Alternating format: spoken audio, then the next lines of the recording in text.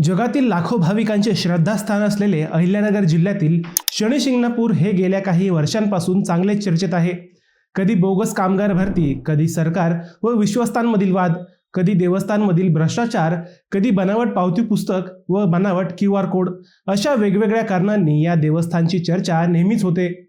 भ्रष्टाचारानं पोखरलेलं व तेवढाच त्वरेनं भ्रष्टाचार दाबलेलं हे देवस्थान आता थेट सर्वोच्च न्यायालयापर्यंत पोहोचलंय. असो, आजचा विषय आहे शनी मूर्तीच्या स्ट्रक्चरल ऑडिटचा.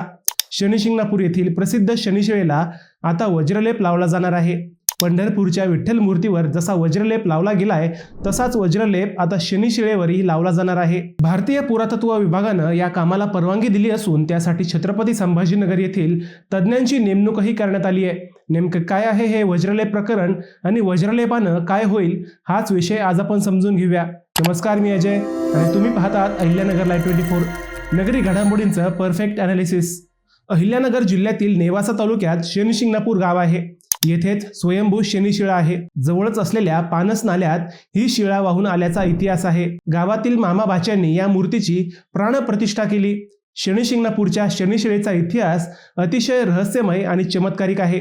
येथील काळ्या पाषाणाची शिळा स्वयंभू मानली जाते. आख्यायिकेनुसार सुमारे 300 ते 500 वर्षांपूर्वी गावाजवळून वाहणाऱ्या पानस नाला नदीला आलेल्या पुरात ही शिळा वाहून आली होती. एका मेंढपाळाने काठीने ती शिळा टोचली असता त्यातून रक्तस्राव सुरू झाला. त्यानंतर रात्री स्वप्नात शनिदेवाने दृष्टांत देऊन स्वतःची ओळख सांगितली व तिथेच स्थापना करण्यास सांगितले. स्वप्नात शनिदेवाने दिलेल्या आज्ञेनुसार मामा भाच्यांनी मिळून ही शिळा उभी केली आणि गावकऱ्यांनी तिची पूजा सुरू केली. शनिदेवाने दिलेल्या अटीनुसार ही शिळा नेहमी खुल्या आकाशाखाली म्हणजेच उघड्यावर एका चौथऱ्यावर विराजमान आहे. या शिळेवर कोणत्याही प्रकारचा निवारा किंवा छप्पर नाही.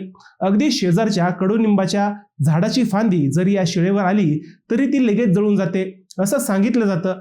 ही शनी मूर्ती काळ्या पाषाणाची असून ती 5 फूट 9 इंच उंचीची व 1 फूट 6 इंच रुंदीची आहे. ती उघड्यावर असून वर्षानुवर्षे तिच्यावर तैलाभिषेक सुरू आहे. दिवसाला या मूर्तीवर साधारणतः 1,500 लिटर तेलाचा अभिषेक होत असल्याची आकडेवारी मांडली जाते. याशिवाय ऊन, वारा, पाऊस आणि बदलत्या वातावरणामुळे या मूर्तीची झीज होत असल्याचा अंदाज व्यक्त केला गेलाय.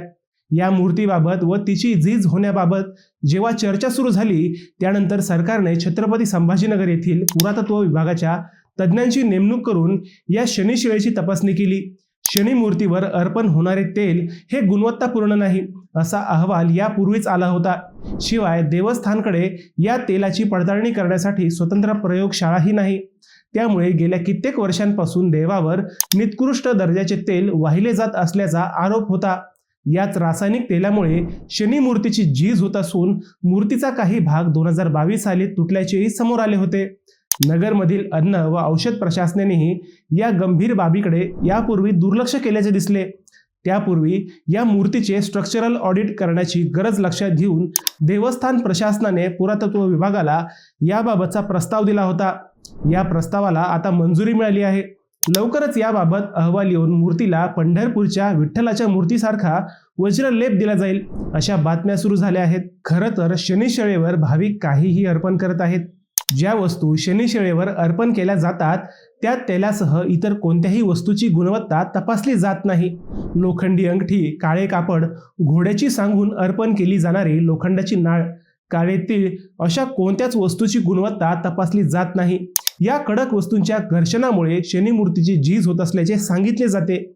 शनिशिंगणापूरची सगळ्यात महत्त्वाची गोष्ट म्हणजे येथे असणारे भेसळयुक्त तेल. कोणतेही तेल येथे तिळाचे तेल म्हणून विकले जाते. तेलाच्या गुणवत्ता तपासण्यासाठी देवस्थान प्रशासनाकडे कोणतीही ठोस उपाययोजना नाही.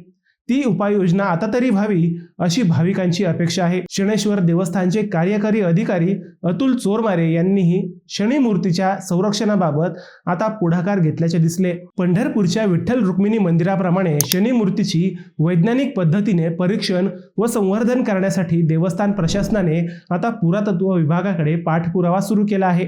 पत्रव्यवहार केला आहे. कदाचित येत्या काही काळात शनी मूर्तीवर वज्रलेपही लावला जाईल असंही सांगितले जात आहे. मूर्तीचं पावित्र्य टिकवण्यासाठी व होणारी झीज थांबवण्यासाठी चौथऱ्यावरून तेल ओतण्याचे प्रकार पूर्णपणे बंद करावेत अशी ही मागणी होत आहे. VIP नाही किंवा अन्य कुणीही नाही. असा पवित्रा जर प्रशासनाने घेतला तरच मूर्तीचे पावित्र्य कायम राहील, अशाही चर्चा आहेत. मित्रांनो, शनी चौथऱ्यावरील दर्शन सगळ्यांनाच बंद करावे असे तुम्हाला वाटते का? तुमचं उत्तर आम्हाला कमेंट करून नक्की कळवा. शिवाय व्हिडिओ आवडला असेल तर चॅनलला सबस्क्राईब करून व्हिडिओला लाईक करायला विसरू नका. पुन्हा भेटूयात नव्या विषयावर. तोपर्यंत सप्रेम नमस्कार.